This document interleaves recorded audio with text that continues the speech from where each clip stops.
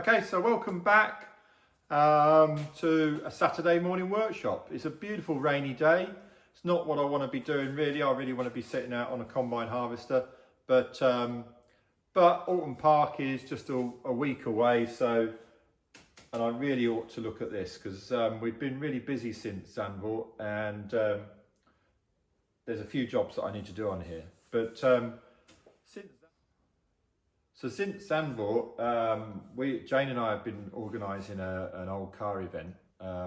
Unfortunately, that coincided with Brands Hatch, which was last weekend, and I think they had a very good race, and it's very good for Enrico because he won in his Lotus 41. I don't know if that's the first time he's ever won a race in that car, but certainly that car has won in period with John Miles in 1968, I think it was. So well done, Enrico, and I believe you're going to be at Oulton Park, so we'll see you there.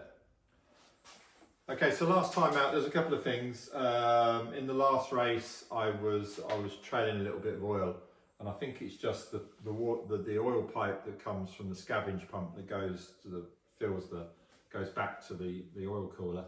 I think that needs tightening up, and I think that's all that is. But the big issue we did have at Zandvoort is we couldn't get one of the rear wheels off, and that's because the threads were stripped on the stud. So one day when it was raining in the week, I managed to remove the stud, remove the hub, and this was the stud in question. As you can see, the threads are stripped, and I had to cut the wheel off by the use of a Dremel and a chisel just to break the nut, because you know, we just couldn't get the threads to bite enough to pull it off. So that was a bit of a problem. And then I pulled the hub off, and then the studs just screw. They just connect into the back there. So I've got some more. I think it's compounded as well because the wheels that I use are aluminium, and what you get is you tend to get just a layer of aluminium when you put the wheels on and off. There's like little shards get on there, and then we've been using these nylock nuts, and I do change them fairly regularly, but for whatever reason at Zandvoort it just picked up on the thread, and then I think possibly the nut went first, and then trying to well, actually it don't look too bad, but then trying to get it off, we really damaged the studs. So I've got some more studs here that we're going to pop in. And when I was at Zandvoort, I was talking to my neighbour, and he said he uses these ARP nuts, which are a bit stronger. But I think what we've got to be careful is when we change the wheels, I have got a little wire brush that I normally have with me. We'll just clean the studs up before we put the wheels on. So the studs are held in, they go in the back of the hub, and then you've got one of these lock-in nuts on one of them that tightens up, but the other one has got this almost like a locating nut, which is slotted, and some time ago I made this little key up. So basically it's just a piece of steel with a key with a nut welded on the top. So it's fairly agricultural, but it works. So we'll get these on, and then we'll put the hub back on. And I apologise, I did get the hub off before I switched the camera on. So but when I put it back on, I'll explain how I got that off.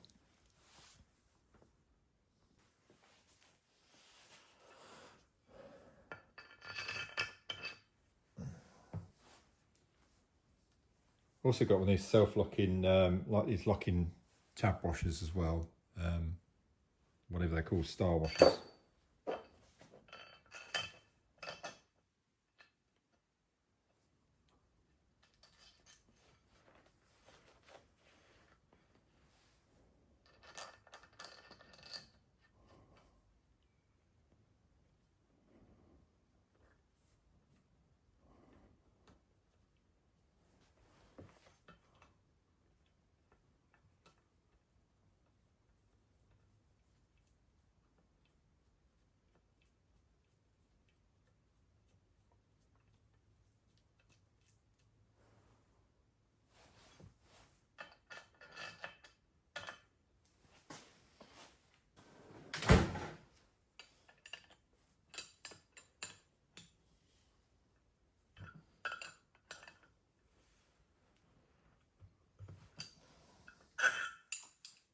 Very crude, but it works.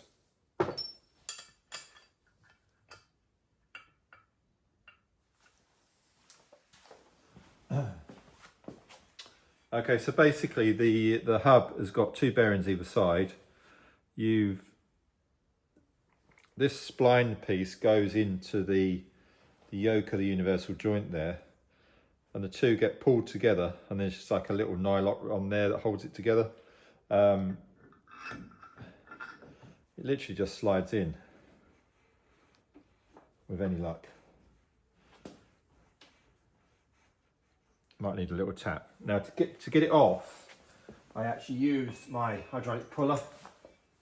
So I bolted that on there, pulled it through there, and had a rod that was pushing on that nut. I might need a bit of a coarse persuader just to get it to start.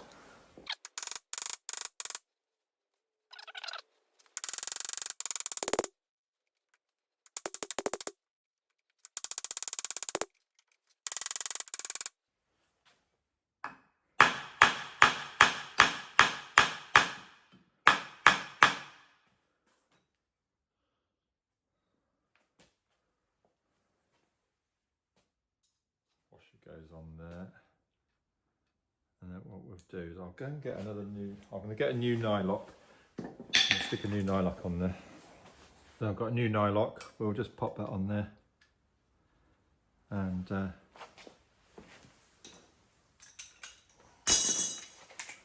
that should wind it back on.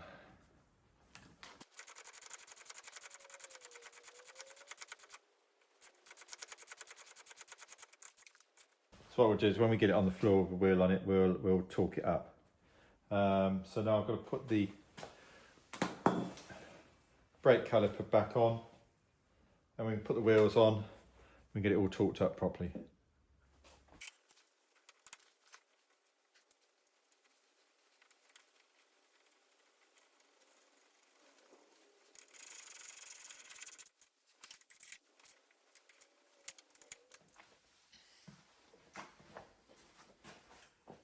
Okay, so the wheel's now done. What I've done is I've just changed the gear ratios because I think I need a different ratio for Oulton Park. We'll see about that because what I used last year wasn't that different from Zandvoort, but I've just decided to change top gear, just bring it down a little bit. After qualifying, we'll see if that was the right thing to do, but I'm going to try it anyway. I've now spanner checked the car as well, and but I've still got the link to do, but I can't, where it is on the ramp at the moment, I can't get to it. So I'm going to put the wheels on, pull the car back, jack it up again so I can see where the leak is, and I think it probably needs another Doughty washer under the union, but we'll have a look at that now. So we'll get the wheels on and do the leak.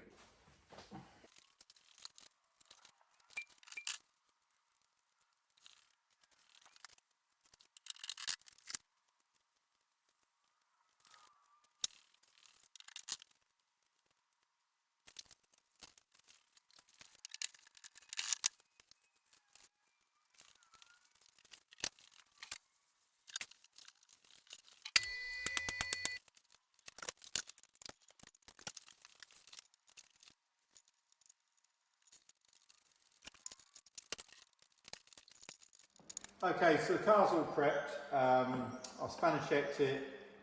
I've done the wheel studs. I think I've cured the oil leak. We've changed the gear ratios. But one thing I did want to do is just put a string around it and check the squareness of it. As you remember at Zandvoort, I was convinced that I'd damaged something. And we did a quick measure up, and it didn't look like there was anything wrong with it. So, but I wanted to check it. So, and last time I did that, someone said, "Well, I wish you'd have showed us how you did the string, how you string it round." So, there's a few things that I do, and I'm not sure whether this is the right way, but this is the way I do it anyway. First thing you want to do is make sure you get your steering locked. So I've made a couple of these little aluminium packers. So it was just an aluminium piece that I turned up.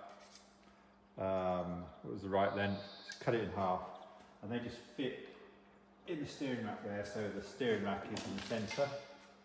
I don't know if it makes any difference, but I put some weight in the car equal to my weight. So the car's sitting now as it would do with me in the car. You want to make sure where your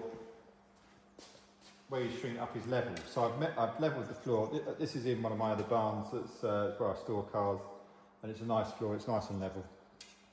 Make sure the tyre pressure is the same, and ideally, if you put the spirit level across the wheels, the car should be level. What else is there? And then my string setup is quite simple in that it's my axle stands. I've got some box section which I've cut a slot in both ends, front and back, so they're exactly the same. And I just use a bit of fishing wire. And then what you do, once you've got your car set up like this, I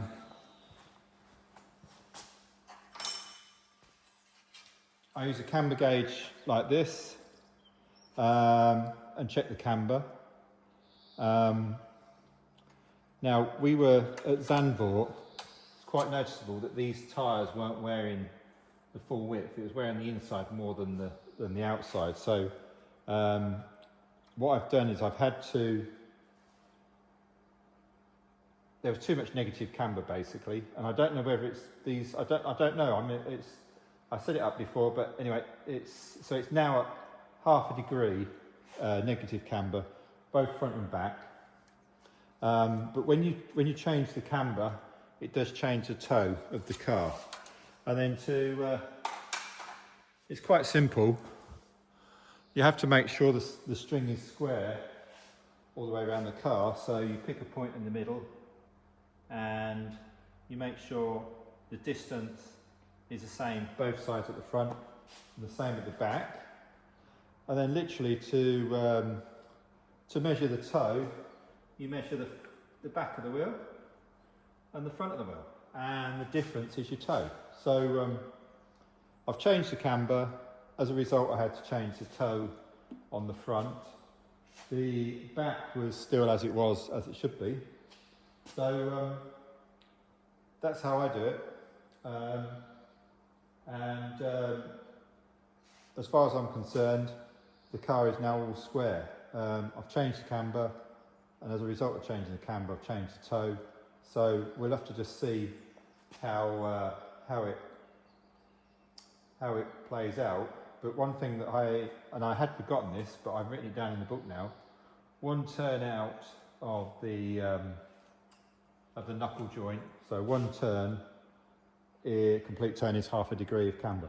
So I've written that down, so we remember that now, and I've measured how many I've done. So if it all feels wrong, I can at least put it back when we're at Oulton Park.